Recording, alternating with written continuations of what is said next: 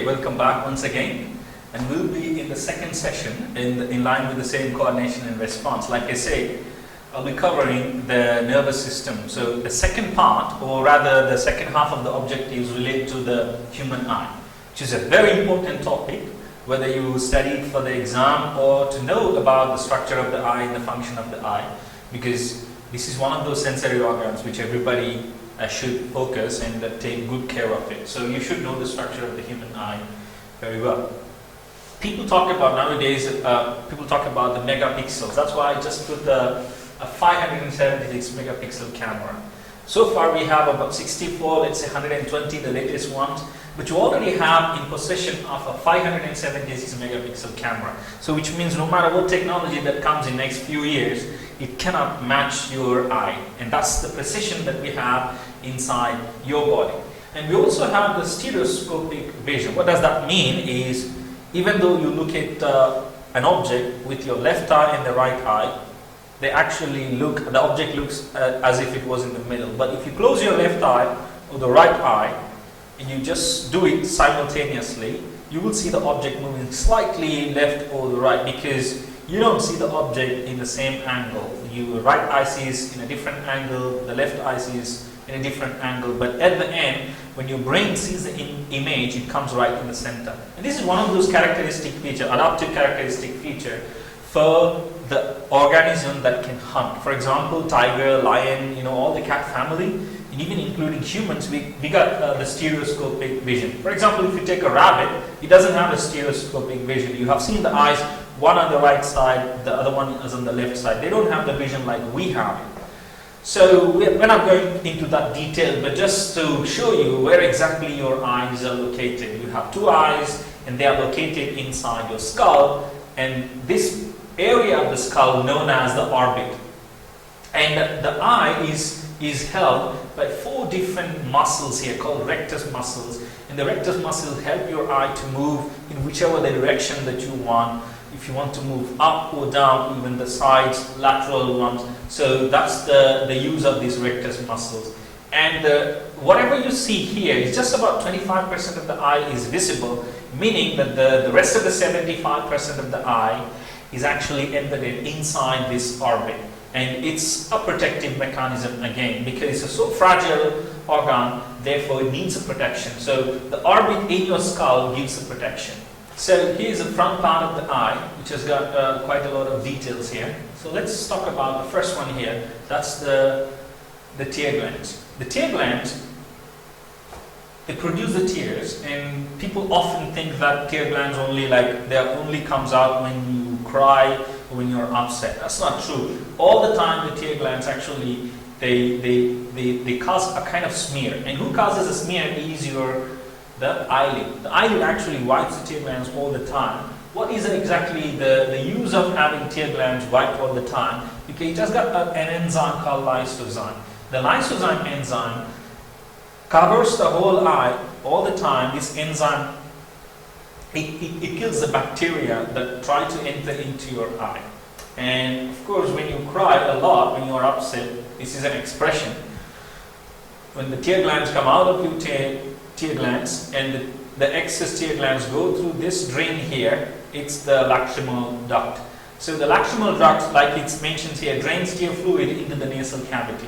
So because it is drained here, when you have a lot of tears coming out of your tear gland, some of them they roll off from your eyes and come through your cheeks, and the rest of them go through your nose. So there's no wonder why you get more mucus in the running nose while you cry a lot, because those are actually the tears coming from the lacrimal duct to your nose. So there is a connection between your nose and your eye.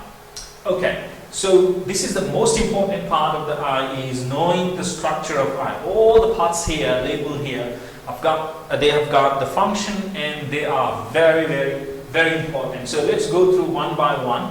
To start with, the top layer here is called the conjunctiva. Conjunctiva is a thin protective layer. After conjunctiva, there is a curved structure here. The curved structure is what we call is a cornea. The cornea is a very important part of the eye. The curved structure bends the light, it refracts the light, into the lens and to the retina. So, and then moving off the cornea, there is this little gap here between your iris and the cornea. There is a liquid part, clear liquid part, and this clear liquid part is what we call is aqueous humor. Aqueous humor doesn't have any color, it's a transparent one. It also helps to refract the light. And after the cornea and the aqueous humor, there is a little bit of structure here. It's a tissue, a very thin tissue, or layer rather. This layer has a little hole here in between, and this little hole is called the pupil, and this thin layer is what we call is iris. Iris has got pigment, so different iris people with the different eyes means that's the color here. Some people have a blue one, some people have brown, some people have a deep black. So it all depends on the ethnicity and the genetics, of course. So, and most of the people living in the tropical conditions usually have brown or black iris. So what's the function of the iris is a circular muscle, and iris has got two different kind of muscles in it. There is a circular and the radial muscle we're going to talk about in a little while. So the iris controls the amount of light entering into the eye by controlling the size of the pupil. So the size of the pupil is determined by the muscles in the iris. So pupil is not an organ. Pupil is a tiny aperture that is present in the iris. So the muscles in the iris control the size of the pupil, meaning that ultimately they control the amount of light entering into the eye. So the next to the iris, or next to the pupil, there is a transparent organ here, that is the lens. So the lens here is a very transparent one, and it has the ability to flatten or go spherical. And who actually controls the size of the lens is these tissue here. If you can see, there is a kind of ligament here. It's called a suspensory ligament. And then there is a circular body which we call a ciliary muscle. So the ciliary muscles in the suspensory ligament, by extending, by contracting or relaxing, they change the size of the lens. We'll talk about this in the accommodation in a while. But then move on to the function of the lens is, again, when the light passes through the pupil, it actually focuses or control the focal length of the light. So when the light passes through the lens, the light goes on to the retina. We'll see the next part here. This is the first part of the inner side of the eye. The blue color part that you see here is what we call is the retina. Retina is a very special membrane inside your eye, which has got different kind of photoreceptors. What does the photoreceptors means? Like I say, these are the nerve endings. They are specialized tissue that can react or that can respond the stimuli. What kind of stimuli? Like I say, it's a photo, means there should be only light. So there are two different types of photoreceptors here. One is the rods, the other one is the cones. So like we say, the photoreceptors here, the cones can actually get or absorb or can identify three different colors, that is blue, green and the red, whereas the rods can actually identify, these receptors can only identify the black and white vision. And when it comes to the number, this is another example, another point that the examiner focuses on, describe the location and the function of the cones and the rods. So it's a very good point to remember is the number as well. For example, there are 5 millions of cones, whereas 100 millions of rods. So there is more number of rods than the cones. But in terms of efficiency, the cones are more efficient in terms of giving you the color. When it comes to rods, they cannot give the color, but they are very sensitive to the light. We'll talk about in a while what happens to the rods and cones in the night, and we'll see. So when you look at the retina here, retina has got a broader area, but remember there is this little spot called fovea, is also known as the yellow spot. The fovea is the location for the cones, which means the cones are concentrated in the fovea, whereas the rest of the retina contains the rods. So rods are everywhere. When it comes to the cones, they are highly concentrated in fovea. The fovea is also known as a yellow spot because this is where, when the light passes through the cornea, through the aqueous humor and the lens, and passing through the part of the eye and then enter into the fovea, this is where the colored vision is possible, which means you should be able to see the color. So the vitreous humor is a jelly-like substance that protects the eye. At the same time, it gives the shape of the eye. So to have the round shape, you should have the vitreous humor filled with this area. Okay, then moving on to this specific spot here, as mentioned here, blind spot, meaning that this blind spot is the area where the eye gets connected to the brain through the optic nerve. This is the area. Why we call it as a brain blind spot? Because we say the fovea contains the cones and the rest of the retina contains the rods. But in the blind spot, neither of them are present, which means neither the cones nor the rods are present here at the blind spot. Therefore, when the light hits this blind spot, you don't actually see anything. And how can you prove that? And I'll take you to the blind spot here. On a piece of paper, draw a cross and a dot on a piece of paper, and bring the paper close to about 45 centimeters distance in front of your face.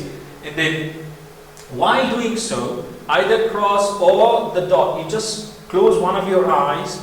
You focus either on the dot or the cross and bring the paper close to your face, about 45 centimeters distance, and you should see that if you are looking at the dot by closing your eye, and if you are looking at the cross, then you should not be able to see either the dot or the cross, whichever. For example, let's say in my case, I close my left eye and I focus on the cross, and then I bring my face closer to the paper, about 45 centimeters distance, and automatically the dot will disappear at one point a particular length. And because the dot is actually following its image on the blind spot, hence your brain doesn't see, because the blind spot doesn't have any of the cones and rods to carry the information through the optic nerve to the brain. So that's why we call it as a blind spot, where the image is not formed.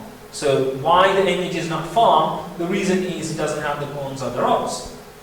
So, and behind the retina there is a black color layer. We call it as a choroid membrane. The choroid membrane here, and this particular the part here, it's actually a bit black in color. The choroid membrane does two things. Number one, it nourishes the retina, and number two is it prevents internal reflection. So when the light falls in here, light might bend back and causes internal reflection. So the internal reflection is actually stopped by the choroid membrane. And the last one here, around the eye, there is a tough layer called the sclera. Sclera is a tough layer that protects the eye. And of course, the last but not the least, the one which sends all these impulses to the brain is the optic nerve.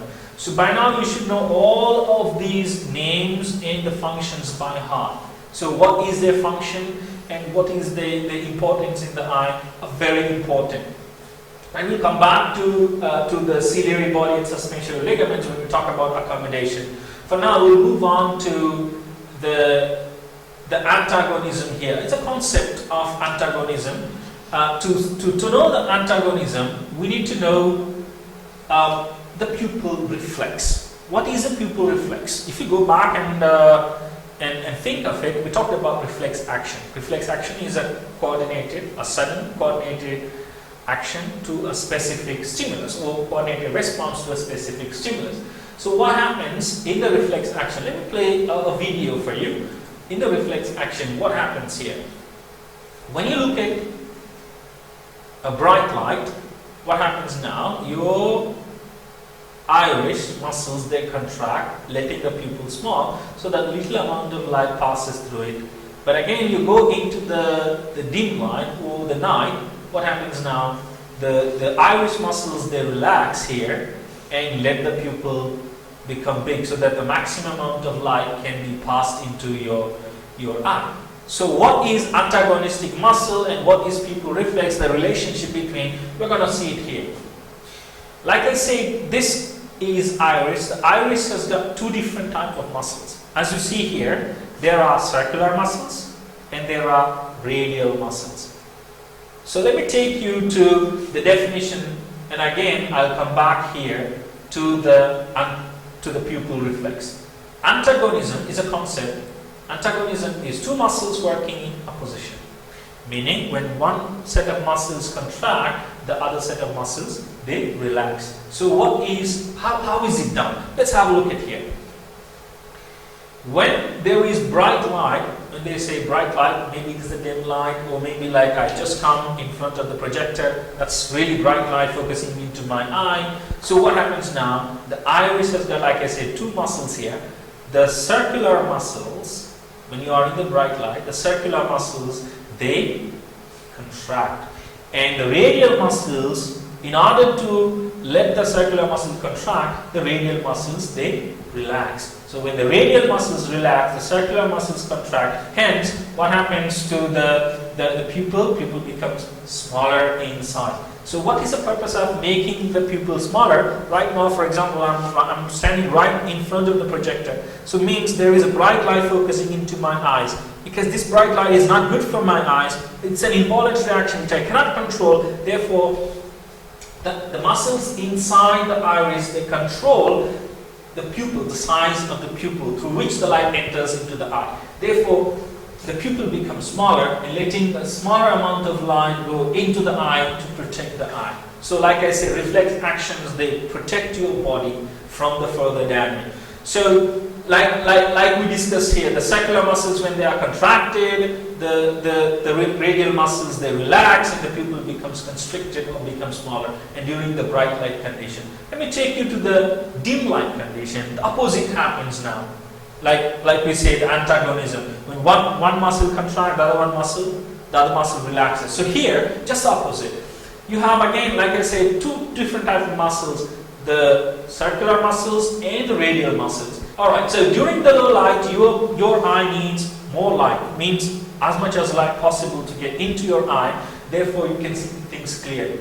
So the circular muscles here, they relax, and the radial muscles, they contract. When the radial muscles contract, they shrink, which means they pull them shorter, meaning the pupil becomes bigger in size to let more light enter in. So to allow the radial muscles contract, the circular muscles, they relax. So this makes the pupil dilate, and this is what happens in the low light condition. Like I said, antagonism is, again, there is an example of antagonism in your biceps and the triceps as well. When you want to move your hand upwards, the bicep needs to contract, whereas the tricep needs to relax. And to straighten the muscle, just the opposite. The tricep needs to contract, the bicep needs to relax. So the vice versa happens here in our body as well. So the antagonism muscles, they, in your biology, if you can name the intercostal muscles, the internal intercostal muscles and the external intercostal muscles, the biceps and the triceps, radial muscles and the circular muscles. These are the three examples that you can think of each time the antagonism question comes in. So, and then we're going to go to the next concept of accommodation. So let me take you back here again, once again.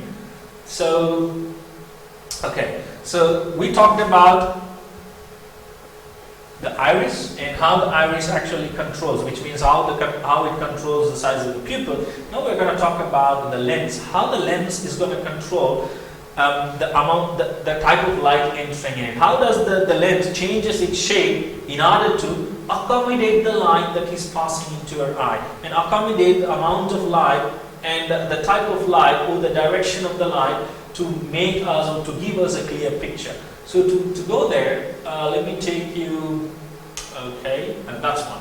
So what exactly is accommodation? A simple definition given here, the ability of an eye to refract the light. Like I say, the cornea refracts, the lens refracts. Here mostly the focus is on the lens. So the ability of the eye to refract the light by changing the shape of the lens, so it is to change the focal length. So what happens when you look at a nearby object? For example, if you have a pen or a pencil, what you can do is keep the pencil right in front of your eye and then watch the screen. So basically what you do is, when I say 1, You look at the pencil or a pen. When I say 2, you look at the screen. 1 on the pencil, 2 on the screen. 1, 2, 1, 2, 1, 2, 1, 2. So you're giving strain to your eye. And sometimes some people, if you do it for about more than 1 minute, you might even get headache. The reason for that is you're actually straining your eye in terms of accommodation. Let's see what happens here. I'm going to show you the 2 pictures here. I flip the slide back and forth and you should be able to see the difference here. Viewing nearby objects, that is your pen. Viewing distance object, that is the screen or any object that you're looking at. So what happens when you see nearby object, the changes that you should be looking at is, look at the lens here. The size of the lens here is a bit spherical, thicker, and when you look at the far object, the lens is flatter. I'll go back and forth here.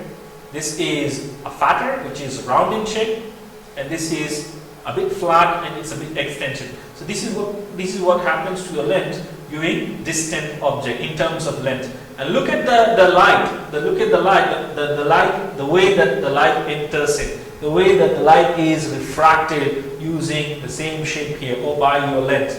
So let me tell you what exactly happened. What makes this lens a bit fatter here when you view nearby object, and it becomes thin and flat when you view distant object. So let me take you the difference again, side by side comparison. Look at the lens, look at the lens here. That is nearby object and that's the far object. Watching the far object. So what makes the difference here? Let me take you here. When you look at the distant object, what contracts and what relaxes? So when you view the distant object, the ciliary muscles or the ciliary body, that is in the iris. We talked about the iris, that is the radial and circular muscles. Here we are talking about the accommodation closer to the lens. So this is not the circular muscle, these are called ciliary body, because why I'm saying most of the students, they get confused between circular muscle, the radial muscles, the circular muscles, and the ciliary muscles. The ciliary muscles are also circular, but the ciliary body or the ciliary muscles are around the lens, whereas the circular muscles are present in the iris. So the ciliary muscles here, they relax. When they relax, what happens is they pull the suspensory ligament tight. When they pull the suspensory ligament tight, automatically this force is applied on the lens, so the lens goes thinner. And on the contrary, when you look at the near vision, when you are bringing the object closer, what happens now, the ciliary body or the ciliary muscles here, they contract. When they contract, there is no force applied on the suspensory ligaments. Therefore, what happens on the suspensory ligaments, they don't have this tension, so they slacken. When the suspensory ligaments slacken, there is no force applied on the lens. So the lens is, like I said, the jelly-like structure. So it just goes back, it shrinks and becomes static. So that is a clear difference when you view distant object or nearby object. So let me go back again and explain one last time, and that would be the end of today's session. So when you view distant object, changes occur in the lens due to the ciliary body and suspensory ligament. The ciliary muscles here, they relax. When they are relaxed, the force is applied on the suspensory ligaments, and this force is transferred to the lens, so the lens becomes thin. And the same thing happens in a different way when you view nearby object. What happens now? The ciliary body, they contract. When the ciliary body contract, the suspensory ligaments, they slacken, which means they don't have any force to be pulled, so they just release out. So that led the lens to go thicker and round in the structure. So this is what exactly happens inside your eye. It's just another representation of what we have talked about.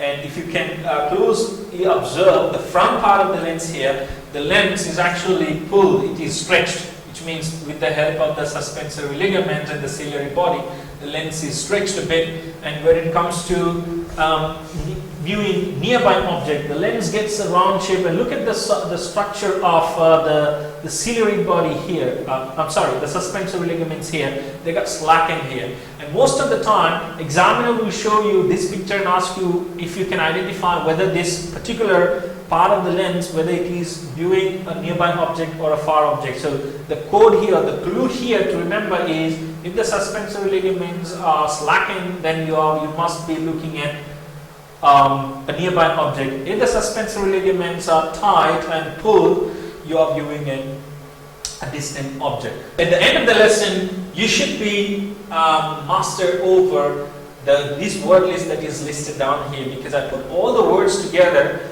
I might miss some of those words, but these are the words that are really, really essential for these two lessons. When you talk about coordination and response, apart from the endocrine system, if you're talking about the nerve cells and the eye, you should know all the words and these definitions. So I believe we covered all the words here that are described. Okay, in continuation with this lesson, I have placed some documents such as worksheets and model questions on our blog, that is pros34.blogspot.com. And thank you so much for paying attention for the lesson. Thank you.